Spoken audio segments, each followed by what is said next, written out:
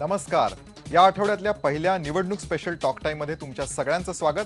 आज आपल्यासोबत खास गेस्ट आहेत, राष्ट्रवादीच्या खासदार सुप्रिया सुळे. ताई, तुमचं स्वागत आहे. तुम्ही पण सुप्रियाताईंना प्रश्न विचारू शकतात.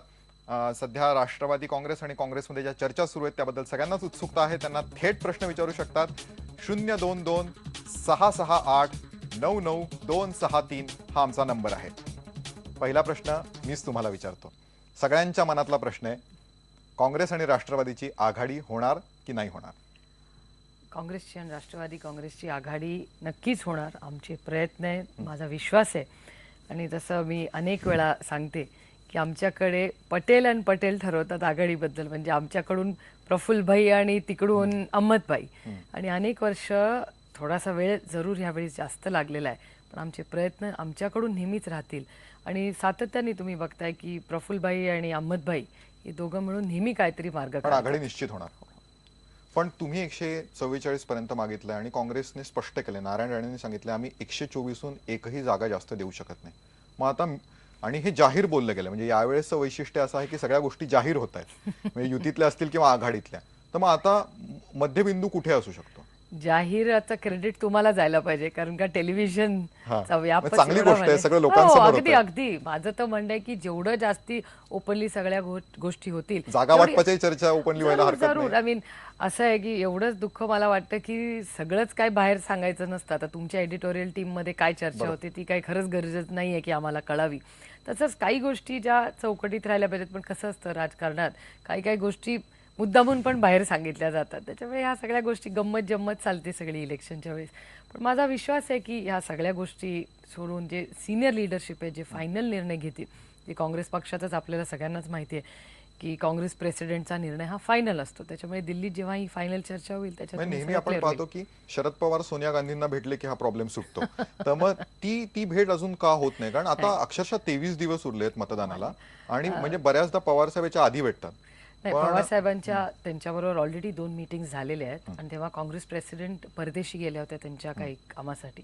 त्या परवाच परत आल्या आहेत. त्याच्यावर काल मला वाटतं काँग्रेस पक्षाची इंटरनल मीटिंग झाली. त्यामुळे आज उद्यामध्ये तुम्हाला तिढा सुटलेला नक्कीच दिसेल. 1-2 दिवसात तिढा सुटेल. बातमी देताय तुम्ही आम्हाला. 1-2 दिवसात बातमी देत काँग्रेस आणि नाहीये. खरं राष्ट्रवादीतला सांगते तिढा मी तुम्हाला. सुटणार आहे. पण तुम्ही 144च्या खाली यायला तयार आहात म्हणजे? नाही नाही, कसं आहे, शेवटी इलेक्शनला जेव्हा आपण जातो तेव्हा जास्तीत जास्त सीट निवडून कशा येतील हे जास्त महत्वाचं आहे. आणि अर्थातच आम्हाला वाटलं की मेरिटवर आम्हाला 50-50चा दर्जा मिळावा आणि चर्चेला बसायची आमची तयारी आहे. प्रफुल्लभाईंचंही स्टेटमेंट तुम्ही कालचंही पाहिलं असेल. तर प्रफुल्लभाई म्हणतात लवकरात लवकर निर्णय एवढ्यासाठीच घ्या, कारण का काँग्रेसचेही कॅन्डिडेट्स आम्हाला येऊन सांगतात की लवकर निर्णय घ्या, कारण का सगळ्यांनाच फील्डवर जायचंय. बरोबर. भरपूर फोन येतात. पण त्यापूर्वी एक प्रश्न मला तुम्हाला विचारायचा आहे, तो असा की काँग्रेस आणि राष्ट्रवादीतले अनेक नेते आम्हाला सांगतात की यावेळेला आघाडीचं भवितव्य हे महायुतीवर अवलंबून आहे. तिथे काय होतंय यावर आम्ही दुर्बीण लावून लक्ष ठेवून आहोत. तर त्यांच्यावर का तुम्ही अवलंबून आहात? नाही, आमचं भवितव्य हे फक्त महाराष्ट्राची जनता आणि मतदारांच्या हातात आहे, बाकी कोणाच्या हातात. म्हणजे युती होवो अथवा न होवो आघाडी होणारच. हो, अर्थातच. काय संबंध, आता शेजारच्या घरात काय चाललंय आम्हाला काय संबंध? आमच्या घराचा संसार आम्ही चालवणार व्यवस्थित. ठीक आहे, आपण पुढचा फोन घेऊया. प्रशांत खरपुटे पिंपरी चिंचवडून प्रश्न विचारतात. प्रशांत, तुमचा प्रश्न विचारा. हॅलो. हा, तुमचा प्रश्न विचारा. हा सर, आमचा प्रश्न असा आहे की आज सलग 10 वर्ष आलं पिंपरी चिंचवडमध्ये राष्ट्रवादी सत्ता आहे, तरी आमचा 12.5% परताव्याचा प्रश्न मार्गी लागत नाहीये सर.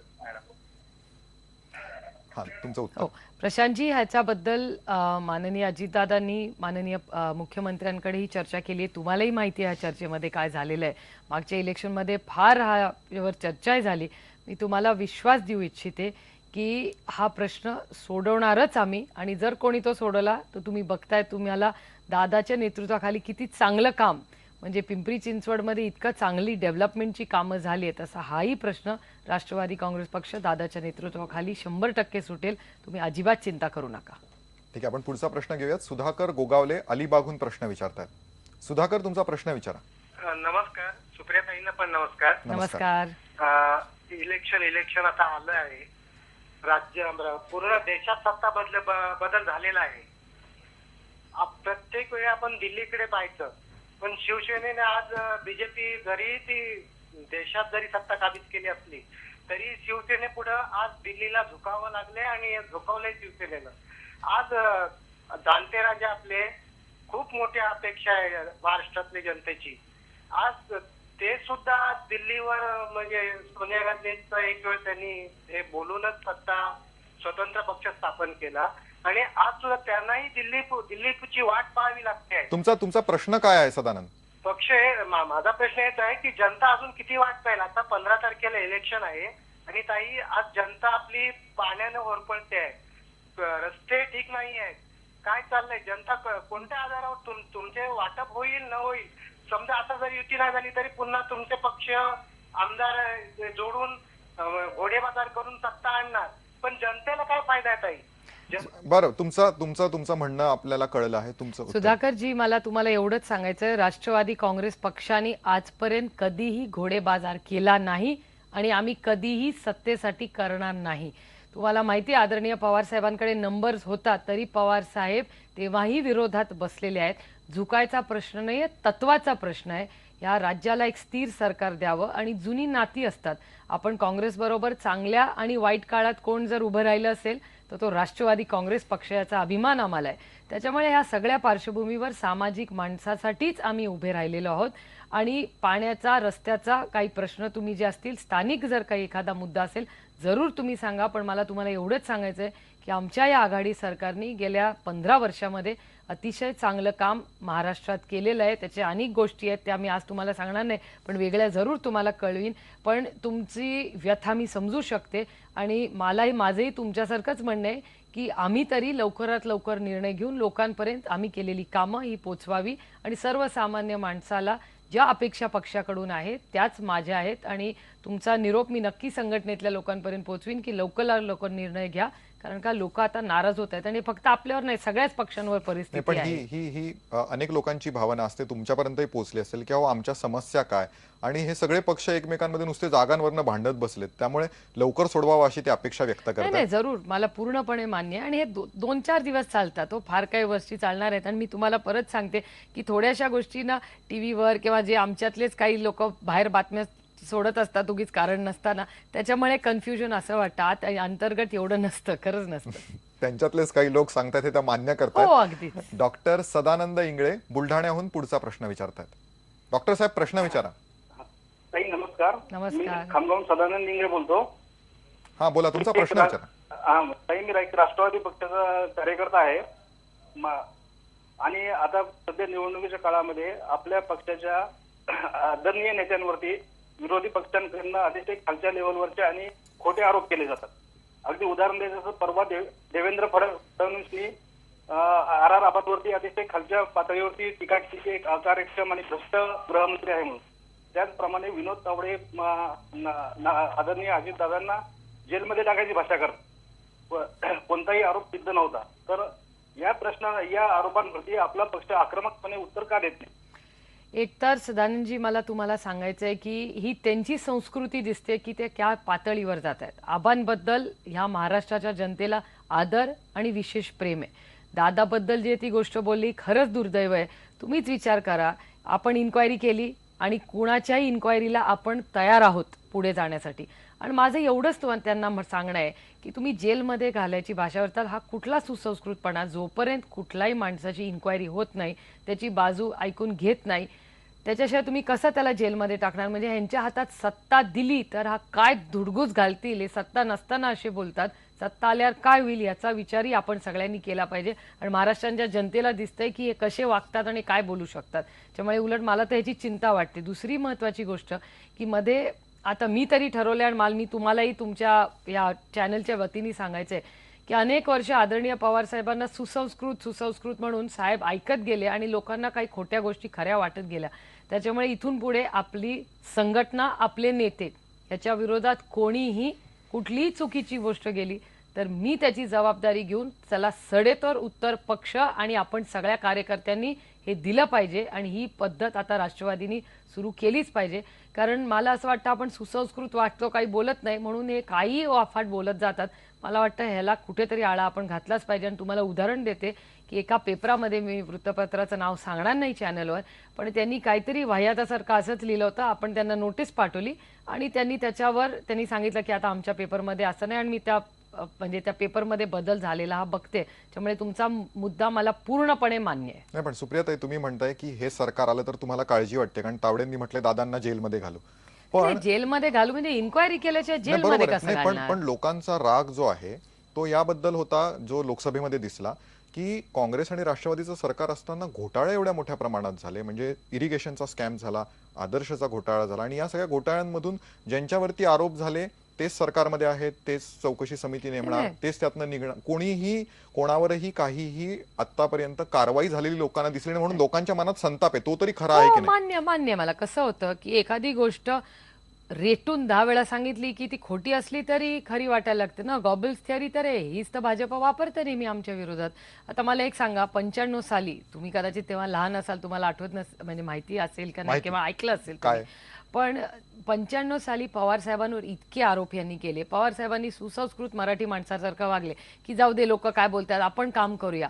काय झालं, त्याच्यानंतर यांची सत्ता आली, किती वर्ष केंद्रात आली, इथे आली, एक चिठ्ठी कागदपत्राचं तरी काय मिळालं का यांना? नाही, पण- आणि त्याच्यानंतर तेवढंच नाही, कोर्टात जेव्हा केस झाली त्याच्यात त्यांना मान्य करायला लागलं महाराष्ट्राच्या सरकारला की हे सगळे पॉलिटिकली मोटिवेटेड ॲलिगेशन्स होते, याच्यात काही तथ्य नाही.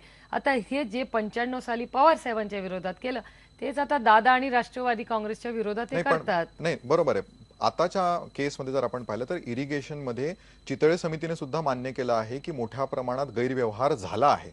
हे तरी तुम्हाला मान्य नाही आहे? नाही, व्यवहार झालेला असा नाही. टेंडरिंग मध्ये त्यांचं म्हणणं आहे की एक्सप्लेनेशन द्या, ज्याची चर्चा सविस्तर असेंब्लीमध्ये एकदा झालेली आहे, कोर्टात केस चालू आहे, त्याच्यातही काही केसेस रद्द झालेले आहेत की या चुकीच्या आहेत म्हणून. त्याच्यानंतर आता काल परवा पण तसंच काहीतरी आलंय. तर मला ऍक्च्युली आनंद आहे, चितळे कमिटी असेल किंवा इन्क्वायरीमुळे जगालाही कळू दे की हे सगळे जे आता आरोप आहेत ते anti-corruptionची पण खोटे inquiry आहेत. आहे. हा नाही, ती अँटी करप्शन इन्क्वायरी कंप्लेन केल्यावर रुटीन मध्ये. आता तुम्ही मला सांगा, अँटी करप्शन सरकार आमचं, गृह खातं आमचं, इच्छा असती तर आम्ही दाबू शकलो असतोय, दाबलं का? जे काय आम्ही केलंच काय नाही, त्याच्यामुळे आम्हाला कोणाची भीती करा. आणि एक गोष्ट मी तुम्हाला सांगते आणि तुमच्या चॅनलच्या थ्रू महाराष्ट्राला सांगायची आहे की तुम्ही दगड फक्त आंब्याच्याच झाडाला मारतात, बाबळीच्या झाडाला कोणी दगड मारत नाही. आणि पवार कुटुंबाच्या विरोधात, म्हणजे परवा तर मी एका चॅनलवर कोणाचा तरी इंटरव्ह्यू पाहिला, त्याच्यात ते सांगत होते आमचा एकच मुद्दा आहे की या कुटुंबाच्या विरोधात आमचं राजकारण आहे. आता राजकारण आपण समाजसेवेसाठी करतो, कुटुंबाच्या विरोधात करत नाही. ठीक आहे, तुम्ही विरोधकांवर आरोप करताय. आपण पुढचा फोन घेऊया. संतोष पाटील नांदेडहून पुढचा प्रश्न विचारतायत. संतोष, तुमचा प्रश्न विचारा. नमस्कार मॅडम. नमस्कार. मॅडम, माझं नाव संतोष हो, मला पाटील आहे. मॅडम म्हणू नका हो. नमस्कार, मी नांदेडचा आहे मॅडम. हा, मागे लोकसभेच्या निवडणुकांच्या दरम्यान, हॅलो, हा ऐकू येते, बोला तुमचा बोला. प्रश्न सलग विचारा. लोकसभेच्या निवडणुकांच्या दरम्यान आपल्या दादांविषयी दादांनी एक विधान केलं होतं की आम्ही तुमचे नळांचे कनेक्शन काढून टाकू जर आम्हाला वोट नाही केलं, किंवा त्याच्या अगोदरही त्यांनी एक वेळेस नदीमध्ये पाणी नसेल तर वगैरे असे काही विधान केले होते. तर या विधानाविषयी तुमचं काय म्हणणं आहे? मी तुमचं फार आदर करतो मॅम. तुमचा जो महिला आघाडीविषयी जो तुमचा नेतृत्व आहे त्याच्याविषयी मला फार गर्व वाटतं. पण राष्ट्रवादीमध्ये असे विधान होत असताना त्याच्याविषयी तुमचं काय स्टँड आहे, तुमचं काय म्हणणं आहे याविषयी? नाही नाही, दादाची 2 विधानांबद्दल तुम्ही मला प्रश्न विचारलाय संतोषजी. संतोषजी, पहिलं विधान तर जे ज्याबद्दल तुम्ही ओळख केला, पाणी तोडू. आता तुम्ही मला खरं सांगा, असं कधीतरी दादा म्हणेल का? तुम्ही 1 मिनिट शांतपणे विचार करून सांगा मला की दादा असं कधीतरी म्हणेल का? दादामुळे किती ठिकाणी, आता कोल्हापूरचं उदाहरण घ्या, पुण्याचं उदाहरण घ्या, दादाच्याकडे अर्थ खातं आल्यापासून किती पाण्याच्या स्कीम झाल्या, किती गोष्टी झाल्या. तर दादा असं कसं, कुठलाही नेता असं कसं म्हणेल? त्यामुळे ती गोष्ट कुठेतरी काहीतरी कोणीतरी व्हिडिओ रेकॉर्डिंग अर्धवट जोडून केलेली गडबड आहे. माझ्यावर तुम्ही प्लीज विश्वास ठेवा, दादा असं कधी बोललेला नाही. मी स्वतः दादालाही विचारलेलं आहे ही गोष्ट आणि त्याच्यात काही तथ्य नाही. आजूबाजूच्या असलेल्या लोकांनाही मला सांगितली, ही पहिली गोष्ट. दुसरं जे दादाच्या विधानाबद्दल तुम्ही उल्लेख केला, जे इंदापूरमध्ये झालं, ते अर्थातच चुकीचं होतं. आणि फक्त मी म्हणत नाहीये, दादा स्वतः म्हणला, दादानी स्वतःनी महाराष्ट्राच्या कॅमेरा समोर जाऊन पब्लिकली त्याची माफी मागली की नाही बाबा, माझं चुकलं तिथे. त्याच्यामुळे मला असं वाटतं चुका आपल्या सगळ्यांकडून होतात, त्याच्याकडूनही झाली. आणि त्याच्यामुळे जर तो म्हणत दिलगिरी व्यक्त करत असेल तर मला वाटतं तेवढा तो विषय आपण सोडून द्यावा. पण ही दुर्दैवी घटना होती, हे मी पूर्णपणे मान्य करते. ती काय फार चांगली सुप्रियाताई, पण आठवण जो नाही. 22 गावांच्या पाण्याचा प्रश्न आहे बारामती जरूर, मतदारसंघातल्या, त्याबद्दल जे एक ऑडिओ रेकॉर्डिंग आलं आणि ज्यावरून दादांवरती आरोप करण्यात आले त्यांचा आवाज आहे असं म्हटलं गेलं, त्या ऑडिओ रेकॉर्डिंगच्या अहवालाचं पुढे काय झालं असं विरोधक आता विचारतात. तो कलेक्टरचा अहवाल पुढे कुठे गेला त्याच्याबद्दल पुढे काहीच नाही आलं. नाही, कारण का त्याच्यात काही तथ्यच नव्हतं. ते पॉलिटिकली मोटिव्हेट होतं, सगळं राजकारण होतं. 22 गावांचा जो चर्चा तुम्ही आता त्या इलेक्शन मध्ये गाजवली, कोणी जाऊन पण तो बघावा अहवाल तुम्ही. कुठे गेला विरोधक नाही, नाही, विचारतात. पण मग तो अहवाल त्या आरटीआय मध्ये विचारावा विरोधकांनी. आम्हीच आरटीआय आणलंय, एवढी ट्रान्सपेरन्सी गव्हर्नमेंटमध्ये आमच्या युपीएच्या सरकारने आणली. विरोधकांनी जाऊन विचारावं. कसं असतं, विरोधकांचं इलेक्शन आलं की त्यांना पवारांशिवाय दुसरं काही दिसत नाही. त्यांचं आणि म्हणणं तो election अहवाल असलं- दाबला जातोय निवडणुकांकडे. असं कसं दाबू? मला एक तुम्ही सांगा, right to information act UPA सरकारने केला. इच्छा असेल तरी दाबू शकत नाही. समजा आम्ही दाबला, तुम्ही सोडाल दाबणं एवढं सोपं आहे का आजच्या जमान्यामध्ये? सगळ्यांच्या हातात मोबाईल आहे, सगळ्यांच्या हातात टेलिफोन आहे. केवढी मोठी शक्ती दिलेली आहे आमच्या सरकारने. आणि आरटीआय मध्ये माहिती काढायला कोण नाही म्हणते, काही गरजच नाहीये विरोधकांना काय बोलायची. ठीक आहे, सुप्रियातांनी थेट विरोधकांना आवाहन केलंय की त्यांनी आरटीआय मधून माहिती मिळवावी. त्या 22 गावांच्या पाण्याच्या प्रश्नाबद्दल जे अजितदादांनी स्टेटमेंट कथितरित्या केलं होतं त्याची माहिती ही आरटीआय मधून मिळू शकते. आता आपण एक ब्रेक घेऊयात. तुमचे फोन असे सुरू ठेवा. भरपूर प्रश्न विचारायचे आहेत सुप्रियाताईंना. त्यांना हेही विचारायचं आहे की त्यांनी युवती राष्ट्रवादीचे एवढे मेळावे घेतले, किती युवतींना तिकीट त्या देणार आहेत, महिला मुख्यमंत्री होण्याबद्दल त्यांचं काय म्हणणं आहे, सगळं विचारायचं आहे. तुम्ही फोन करू शकता. आमचा नंबर आहे 022-66899-263. या नंबरवर पुन्हा भेटूयात ब्रेक नंतर.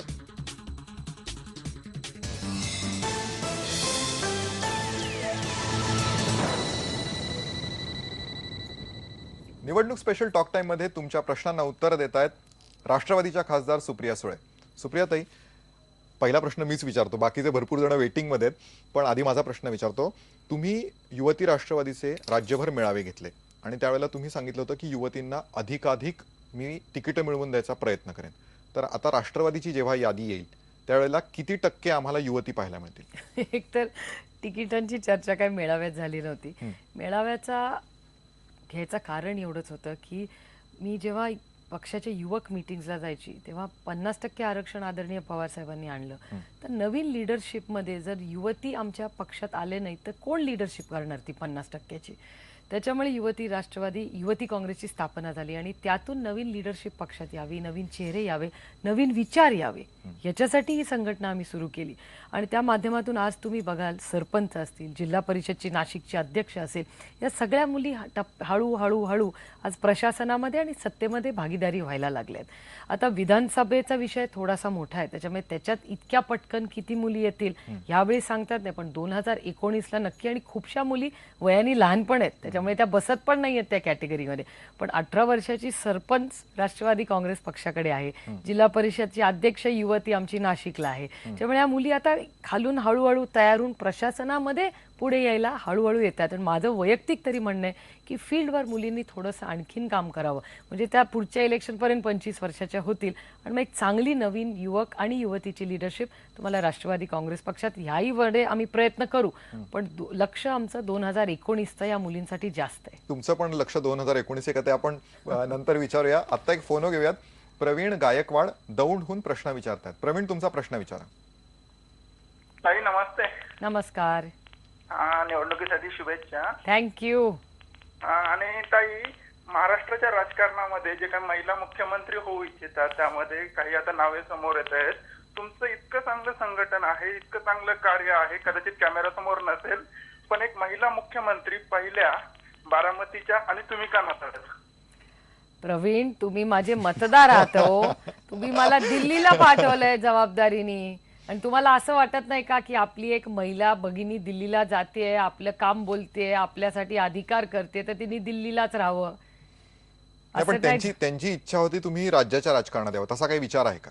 नाही, असं अजिबात नाही. मी दिल्लीला पक्षाने जबाबदारीने पाठवलंय आणि मला दिल्लीला करमतही. आणि मला असंही वाटतं की अनेक वेळा तुमचेही आरोप असतात की अरे आपले खासदार दिल्लीला जाऊन काय करतात, आणि तुम्हाला आश्चर्यही वाटेल की मागच्या काही संसदेमधल्या चर्चेतून मला विरोधकाचे सांगत होते की तू वॉकिंग टॉकिंग महाराष्ट्राची जाहिरात अंबॅसेडर हो महाराष्ट्राची. प्रत्येक भाषणामध्ये महाराष्ट्रामध्ये आम्ही हे केलं ते केलं, स्कीम्सची माहिती देशाला पण कळू द्या ना महाराष्ट्राची. पण तुमची इच्छा नाहीये मुख्यमंत्री होण्याची, महिला मुख्यमंत्री होण्याची चर्चा सुरू आहे सध्या राज्यात? नाही, मी तुम्हाला खरं सांगू, माझा टोकनिझमवर अजिबात विश्वास नाहीये. माझं एवढंच म्हणणं आहे, तुम्हाला महिला मुख्यमंत्री कशासाठी पाहिजे सर्वसाधारणपणे? मला एक सांगा की जर एक महिला महाराष्ट्राची मुख्यमंत्री झाली तर महाराष्ट्रातल्या प्रत्येक महिलेचे प्रश्न सुटणार आहेत का? किंवा आता उत्तर प्रदेशमध्ये मायावतीजी एकदा नाही 4 वेळा मुख्यमंत्री झाला म्हणून सगळे प्रश्न सुटले का? एक लक्षात ठेवा, रिफॉर्मर्स होते. हे सगळे कोण होते? महात्मा ज्योतिबा फुलेंनीच बायकोला पाठवलं शिकायला, त्याच्यातूनच सावित्रीबाई घडल्या. आता महाराष्ट्रात आरक्षण आदरणीय पवार साहेबांनी दिलं, पुरुषांनीच दिलं ना. त्याच्यामुळे फक्त एक महिला मुख्यमंत्री होण्याला मी पर्सनल अँबिशन समजते. टोकनिझम माझा आता विश्वास नाही. सामाजिक परिवर्तन ज्याच्यातून घडेल, म्हणजे स्त्री भ्रूण हत्या ही संपली, त्याला कुणाला मुख्यमंत्री व्हायची गरज नाही. आपण खाली जाऊन समाजात जाऊन काम केलं तर बदल घडवू शकतो आपण. सुप्रियाताई दिल्लीमध्येच खुश आहेत. आपण निखिल बडेंना विचारूया त्यांचा प्रश्न काय. अजून एक प्रश्न पिंपरी चिंचवडून आलाय. निखिल, तुमचा प्रश्न विचारा. ताई, सर्वप्रथम इलेक्शनसाठी शुभेच्छा राष्ट्रवादी पक्षाला. आणि माझी अशी इच्छा आहे की दादांना राष्ट्रवादीचा उमेदवार का नाही जाहीर करा मुख्यमंत्री पदासाठी? निखिलजी, आपण आपल्या पक्षामध्ये अशी पद्धत नाही आहे की आपण आधीच करावं. निवडून आल्यानंतर सगळे आमदार ठरवतील की पुढचा मुख्यमंत्री किंवा आपल्या पक्षाचा नेता कोण असेल. त्याच्यामुळे आता फार काही दिवस राहिले नाहीत त्याला. नाही, पण जरी दादा बोलत नसले तरी त्यांची महत्वाकांक्षा लपलेली नाहीये मुख्यमंत्री. नाही, मला दादा लपवत पण नाही काही. दादाची एक खासियत आहे, दादा जे बोलतो ते खरं बोलतो आणि मन मोकळेपणे बोलतो. मग त्यांची इच्छा आहे मुख्यमंत्री नाही, तो दादा स्वतःच बरोबर. बोललेला आहे, त्याच्यामुळे मी काय फार वेगळं सांगायची गरज पण मग ते जाहीर का नाही करत राष्ट्रवादी? नाही, राष्ट्रवादीची पद्धतच नाही. प्रत्येक पक्षाचं एक कल्चर असतं. आम्ही डेमोक्रॅटिक सिस्टम मध्ये बिलीव्ह इतर करतो. इतर आम्हाला असं नेते वाटत नाराज नाही होतील की म्हणून नाही, असं नाही. आम्हाला असा अजिबात गैरसमज नाही किंवा आम्हाला कुणाला कुणावर लादायचं नाही. तुम्ही एखाद्या घरात जन्म आला म्हणूनच तुमचा मुख्यमंत्री हवा, हा तुमचा जन्मसिद्ध हक्क आहे असा आमचा पक्ष नाही. आमच्या पक्ष हा डेमोक्रॅटिक सिस्टमनी चालतो. जे लोक पक्षातून निवडून येतील, जेवढे आमदार ज्याला मतदान करतील तोच आमचा मुख्यमंत्री होईल. हीच तर राष्ट्रवादी पक्षाची खासियत आहे. ठीक आहे, आपण असेच प्रश्न विचारत राहूयात सुप्रियाताईंना. तुम्ही सुद्धा प्रश्न विचारू शकतात. आमचा नंबर लिहून घ्या 022-66899-263 022-668-99263. ब्रेक नंतर पुन्हा एकदा भेटूया.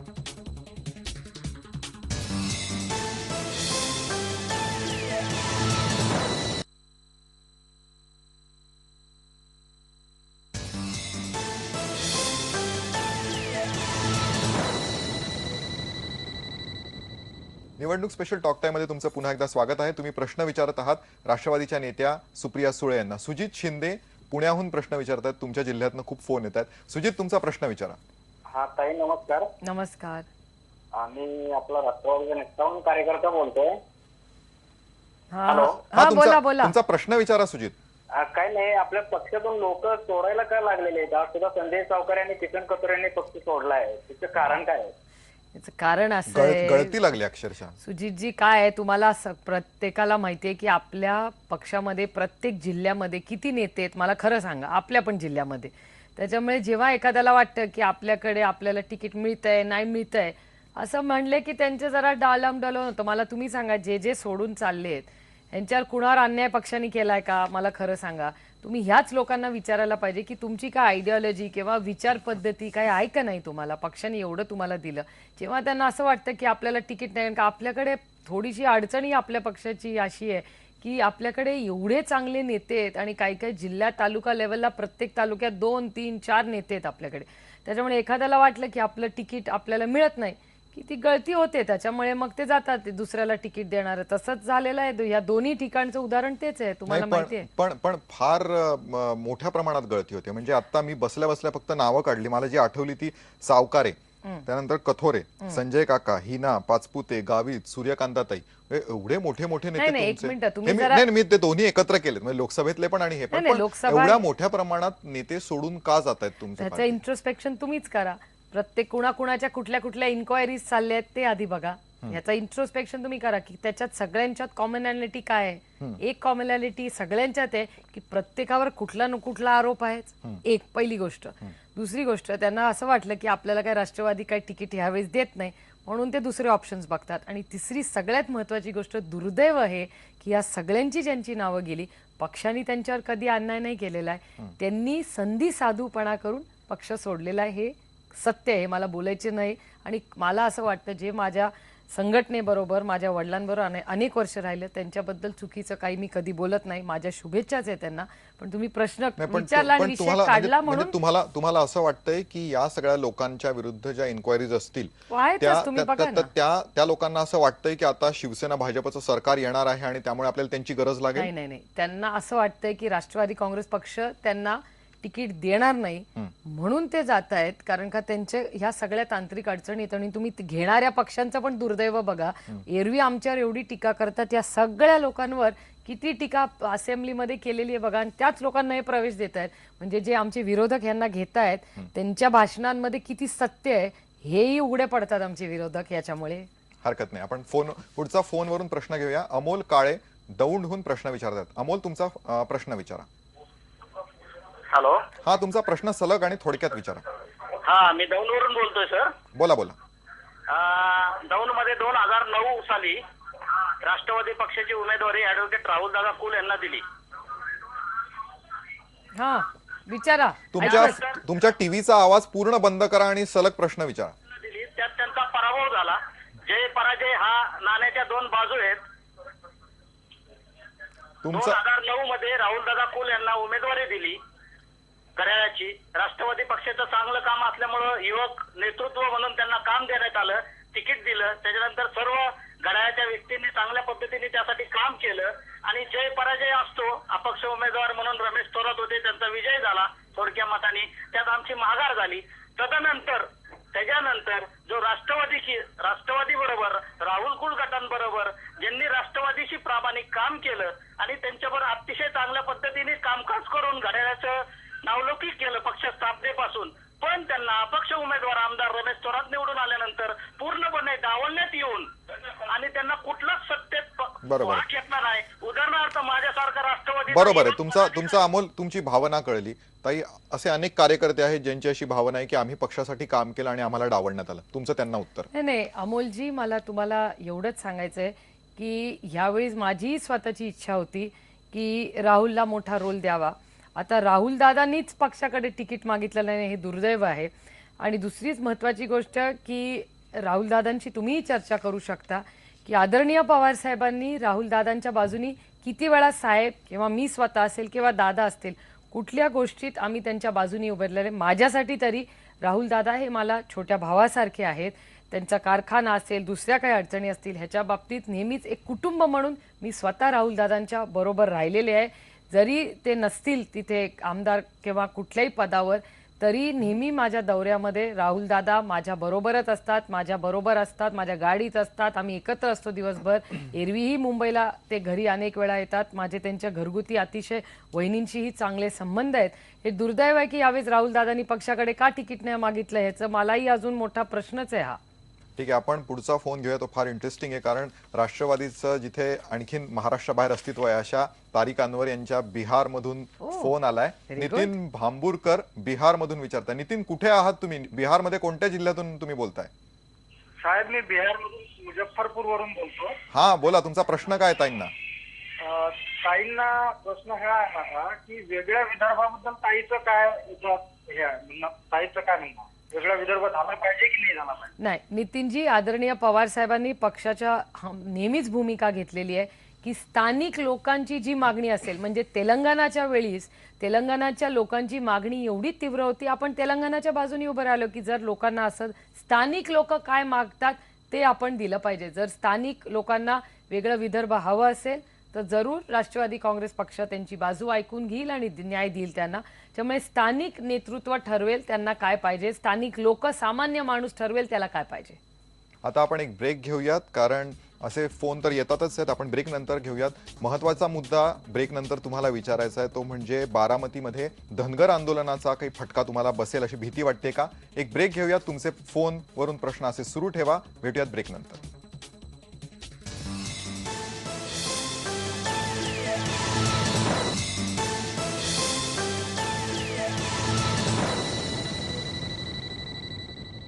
तुमचं पुन्हा एकदा स्वागत आहे निवडणूक स्पेशल टॉक टाइम मध्ये. आपण सुप्रिया ताईंना प्रश्न विचारतोय. वैभव पवार सांगलीहून तुमचा प्रश्न काय आहे वैभव? माझा प्रश्न असा आहे ताईंना नमस्कार. माझा नमस्कार वैभवजी. म्हणजे माझा प्रश्न असा आहे, एवढी वर्ष झालं आपण महाराष्ट्रामध्ये राज्य करताय, म्हणजे तुमची सत्ता आहे, तरी पण शेतकऱ्यांना प्रत्येक वर्षी आंदोलन कशासाठी करावे लागतात? तुम्ही उसाला दर कशासाठी देऊ शकत नाही? उसावरती खर्च किती आहे आणि आपण दर किती देत आहे आता कधी आपण सरकारनं कधी विचार केलाय का याच्यावरती? म्हणजे आपल्या पार्टीनं किंवा काँग्रेस पक्षानं बरोबर. विचार केला याच्यावरती? बरं, वैभव, तुम्हाला शेती माझ्यापेक्षा जास्ती कळते. ऊसाचं आंदोलन कोण करतं, कशासाठी करतं हे तुम्हालाही माहिती आहे. तुम्हाला आठवत असेल, आपल्या सातारा सांगलीचाच रस्त्यावर दूध ओतू घातलं होतं. ही आपली प्रथा आहे का? हेच आंदोलन आहे का? आपली एसटी जाळली, आपल्या एसटीवर दगड फेडले, हे आंदोलन आहे का? मला खरं सांगा, शेतकऱ्यांचं आंदोलन जे होतं ह्याच्यात राजकारण किती आणि खरं आंदोलनकर किती असतात मला सांगा. नाही नाही, त्यात राजकीय भाग असेल, पण शेतकऱ्यांचा राग जो होता तो स्वाभाविकपणे होताच ना. त्यांचं म्हणणं आहे की आम्हाला नाही मिळालं, आणि शरद पवार शेतकऱ्यांचे नेते आहेत, पण त्या शरद पवारांना आव्हान देऊन त्याच भागात आज राजू शेट्टींचा पक्ष सुद्धा वाढतोय. त्यामुळे नक्कीच शेतकऱ्यांमध्ये असंतोष आहे, तर तुम्ही मान्य करा. नाही, असंतोष असणं साहजिकच आहे, कारण असंतोष, माझं उलट म्हणणं आहे, प्रत्येकाची इच्छा वाढलीच पाहिजे, त्यांना पैसे चांगले मिळालेच पाहिजेत, पण मिळाले नाही. तुम्हाला आठवत असेल, एक पूर्ण अभ्यासक्रम झालेला आहे भारताच्या रुरल इकॉनॉमीवर, आणि त्या सगळ्या रुरल इकॉनॉमीमध्ये जेव्हा आपला देश अडचणीत होता तेव्हा त्याला वाचवणारं ही रुरल इकॉनॉमीच होती. ग्रामीण भागातल्या जनतेच्या हातात पैसा आला म्हणून तर या गोष्टी बोलल्या. मी नाही, पण तुम्हाला आता चांगलं त्यांचं म्हणणं उदाहरण आहे, देते. त्यांनाच पैसे नाही मिळत आहेत. नाही म्हणजे नाही, वैभव जे पैसे मिळत विचारतायत, नाहीत, वैभव म्हणतायत. मला एक तुम्ही सांगा, छोटंसं उदाहरण देते. आता गेल्या आदरणीय पवारसाहेब हे शेती मंत्री झाल्यापासून शेतीमध्ये जेवढ्या सुधारणा झाल्या आहेत, किंवा आता हे बीजेपीचंच सरकार म्हणतं की 2 वर्षाचं अन्नधान्य, इतकं अन्नधान्य आपल्याकडे, हे तर काय 3 महिन्यात त्यांनी पिकवलं नाही, हे तर युपीए सरकारने पिकवलं, हे तर तुम्ही मान्य करता. सगळं जर असेल तर जरा घाट्याचा धंदा असता तर शेतकऱ्यांनी एवढं पिकवलं असतं का? मला सांगा. एवढी साखर आपण करतो, एवढे चांगले तुमचं कारखाने म्हणणं योग्य चालतात. दर दिले. नाही, दर त्यांना चांगला मिळालाच पाहिजे, ह्याच्यात माझं दुमत नाही. का नाही मिळावा? दर हा चांगलाच मिळाला पाहिजे, तरच तो शेती करेल ना. म्हणून तर पवार साहेबांनी एक खातं सोडलं. त्यांचं म्हणणं होतं की म्हणजे महागाई पण कमी करा, अन्नधान्याची किमती कमी ठेवा, आणि शेतकऱ्याला, आता तुम्ही नवीन सरकारचंच बघा, कांद्यामध्ये काय झालंय, कांद्याचा भाव पडलाय, डाळिंबाचे हाल चाललेत. कुठे गेली ती महागाईची काकू? मला सांगा. महागाई करत होती बीजेपीची काकू, आई गेली कुठे? इथे आमचा शेतकरी मरतोय, नाशिकला आंदोलन कोणी केलं? याच संघटनेने केलं ना. स्वतः ते, ज्यांचा उल्लेख तुम्ही शेतकरी संघटनेचा केला, ते त्याच मतावर निवडून आले, त्यांनी आंदोलन केलं, आणि स्वतःच आता नवीन शेती खातं, किती लोकांना या देशात माहिती आहे आजचा शेती खातं मंत्री कोण आहे, हा एक मोठा प्रश्नच आहे. त्याच्यामुळे तो शेती खात्याचं नाव घेऊन त्यांनी आंदोलन केलं. अरे तुम्ही त्याच संघटनेतल्या, तुमचा मित्र पक्ष आहे, दिल्लीत जाऊन दाद मागा. डाळिंब्याचा भाव पडलाय, कोणाला पडली आहे कोणाच्याची? बरोबर, तुम्ही अगदी विरोधकांसारख्या बोलताय. चंद्रकांत पवारांचा पुण्याहून प्रश्न घेऊयात. चंद्रकांत, तुमचा प्रश्न विचारा. ताई नमस्कार. नमस्कार. हॅलो, नमस्कार. हा, तुमचा प्रश्न विचारा. ताई, पुणे शहरात तुम्ही युवक काँग्रेस महाराष्ट्रपदी काही व्यक्तींची निवड केली, त्याच्यानंतर बऱ्याचशा लोकांना पद देताना बऱ्याचशा गोष्टीची मागणी करून पद त्या व्यक्तींनी दिली. तर हे असं होतंय, त्यामुळे खरा कार्यकर्ता बाजूलाच राहतोय आणि नको त्यांना पद मिळत आहे. चंद्रकांतजी, आपल्या पक्षामध्ये पद कधीही वाटली जात नाहीत आणि कुठल्या किमतीला नसतात, आणि अर्ज जर पक्षात होत असेल तर तुम्ही प्लीज माझी किंवा दादाची जिल्ह्यात आल्यावर भेट घ्या. मी स्ट्रॉंग ऍक्शन या गोष्टीवर घेईल, कारण का पद ही फक्त मेरिटवरच दिली पाहिजे. जो कार्यकर्ता काम करतो त्यालाच पद आपल्या पक्षात देत आलेलो आहोत, आणि जर कुठेही पक्षात चुकीचं काम होत असेल तर त्याच्यावर जातीने लक्ष घालून तटकरे साहेब आणि दादा दोघंही ऍक्शन घेतील, हा मी तुम्हाला टीव्हीच्या समोर गॅरंटी देते. आपण पुढचा प्रश्न ब्रेक नंतर घेऊयात. खूप फोन्स येत आहेत तुम्हाला प्रश्न विचारायला, पण एक ब्रेक घेऊयात. तुमचे प्रश्न असेच सुरू राहू द्या. पहा फक्त IBN लोकमत.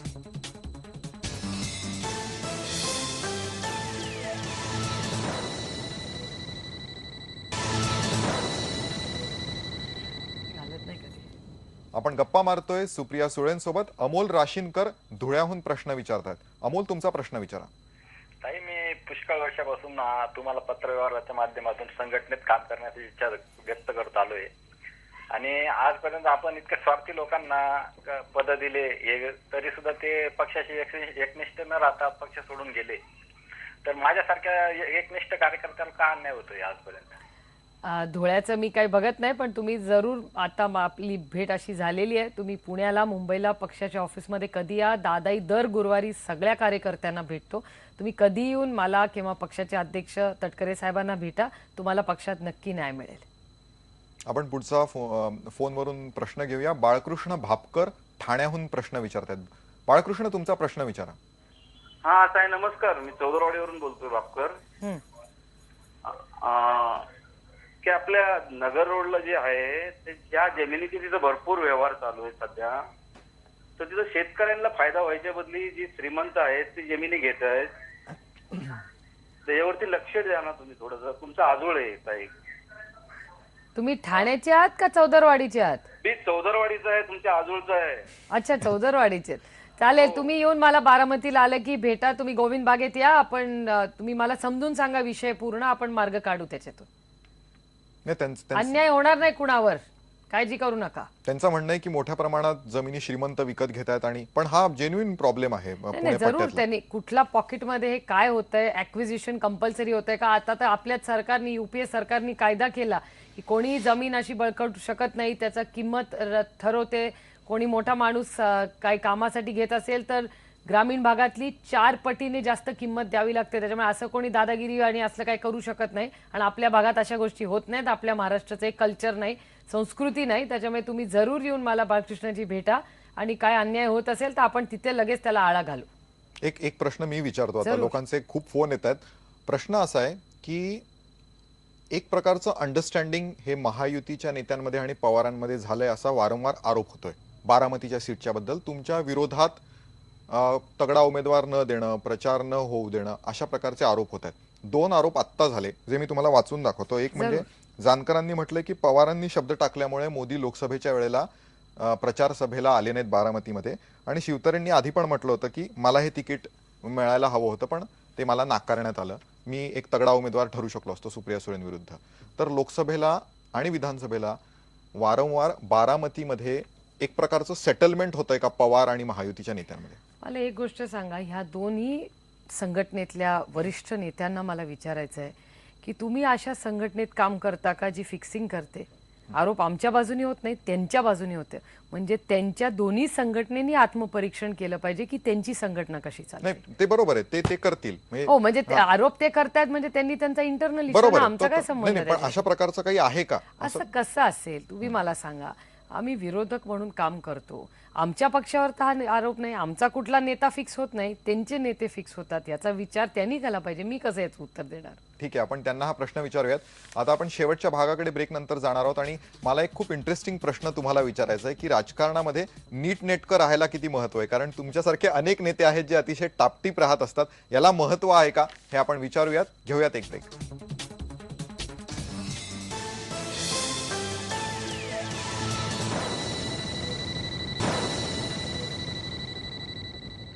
निवडणूक स्पेशल टॉक टाइमच्या या भागाच्या शेवटच्या भागाकडे आपण आलो आहोत. औरंगाबादहून एक फोन आलाय आपल्याला. आपल्याला त्यांचं नाव सांगता येत नाहीये. तुमचा प्रश्न विचारा ताई. हॅलो. हा, तुमचा प्रश्न सलग आणि लवकर विचारा. सुप्रियाताईंचं महिलांच्या बाबत काय म्हणणं आहे का? माझं एवढं छळ झालेलं आहे.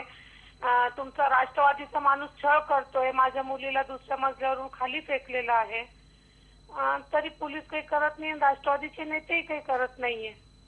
ताई, तुमचं नाव नाही आलेलं पण तुम्ही मला फोन करू शकता किंवा औरंगाबादला जर तुम्ही असाल तर औरंगाबाद शहरामध्ये राष्ट्रवादी काँग्रेस पक्षाचं ऑफिस आहे.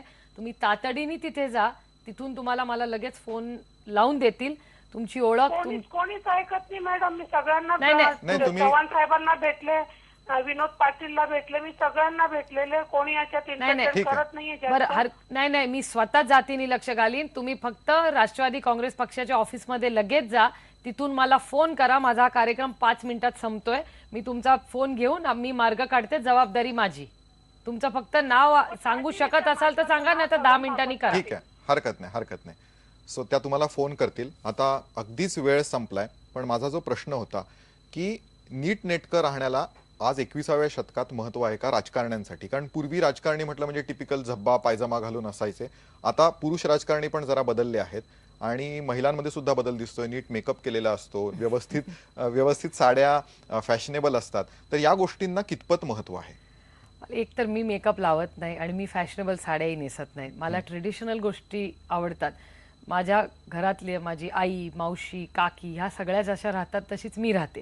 त्याच्यामुळे काही फॅशन स्टेटमेंट आम्ही करत नाही. आणि मला वाटतं एक पब्लिक लाईफमध्ये सर्वसाधारणपणे समोरचा माणूस आपलं वाटावं तसं आपण राहावं. आणि सुसंस्कृत एखादी मराठी बाई किंवा भारतीय बाई जशी राहते तशीच मी राहते. त्याच्यात काही वेगळं नाही आणि त्याच्यात फॅशन स्टेटमेंट पण नाही. नीटनेटकं राहिलं तर मला वाटतं सगळ्यांनाच आवडतं. आणि मी माझी फॅमिलीतल्या महिला जशा आई, मावशी, आजी, काकी राहतात तशीच मी पण राहते. तुम्ही सांगताय की जसे तुमचे मतदार आहेत तशाच तुम्ही राहण्याचा प्रयत्न करता. नाही, पण- मला बरं, जसं आवडतं तशी तसं- मी राहते. नाही, पण पुरुष राजकारणी जे आहेत ते मात्र त्यांच्या मतदारांसारखे राहत नाहीत. म्हणजे मी खादी मधला झब्बा पायजमा घालून ऑफिसला येत नाही, पण माझे खासदार आमदार का मग खादी घालून सगळीकडे फिरत असतात? तुम्ही त्यांना काही सल्ला टिप्स देणार का नाही, त्यांना? सूचना चांगली आहे. आमची पक्षाची मीटिंग आहे 3 वाजता. मी जरूर हा फीडबॅक त्यांना देईन. It's a good point. मी काय त्याचा विचार नाही ओके, केलेला, पण it's a पक्षाची good तुमची point. महत्वाची मीटिंग आहे. त्या अजेंडामध्ये हा पण एक मुद्दा नक्कीच येणार मुद्दा तुमचा आहे. घेऊ. पण आपल्याकडे अगदी शेवटचे 30 सेकंद आहेत. त्याच्यामध्ये मी महत्वाचा प्रश्न हाच विचारतोय, तुम्ही ज्या मीटिंगसाठी चालले आहात त्या मीटिंग बद्दलच मला विचारायचं आहे की आता या मीटिंग नंतर पुढे काय होणार आहे? म्हणजे पुढचं थोडक्यात सांगायचं झालं तर किती तासांमध्ये हा पेच सुटू शकतो? नाही, आम्हाला हा पेच तातडीने सुटवायचा. तुम्हाला सगळ्यांना माहिती आहे पवार साहेबांची कामाची पद्धत आणि आमच्या सगळ्यांचा प्रयत्न की आपण लवकरात लवकर आघाडी करू. म्हणजे कॅन्डिडेट प्रचार सगळ्यातून कामाला लागूया, वेळ वाया नको घालूया. या मीटिंग नंतर काही त्याबद्दलचे संकेत माझी अपेक्षा आहे की लवकरात लवकर निर्णय व्हावा. कारण काय कॅन्डिडेट म्हणून मी जर कॅन्डिडेट असते तर मी समजू शकते त्यांची व्यथा कॅन्डिडेटची पण. आणि सामान्य माणूसही बघतोय ना की बाबा काय चाललंय या सगळ्यांचं. उरका आणि कामाला लागा. ठीक आहे. सुप्रियाताई, सगळ्याच राष्ट्रवादीच्या, काँग्रेसच्या, शिवसेना, बीजेपीच्या सगळ्या नेत्यांना सांगताय उरका आणि कामाला लागा. आपण इथेच थांबूयात. उद्या भेटूयात एका नव्या गेस्ट सोबत. पहा फक्त IBN लोकमत.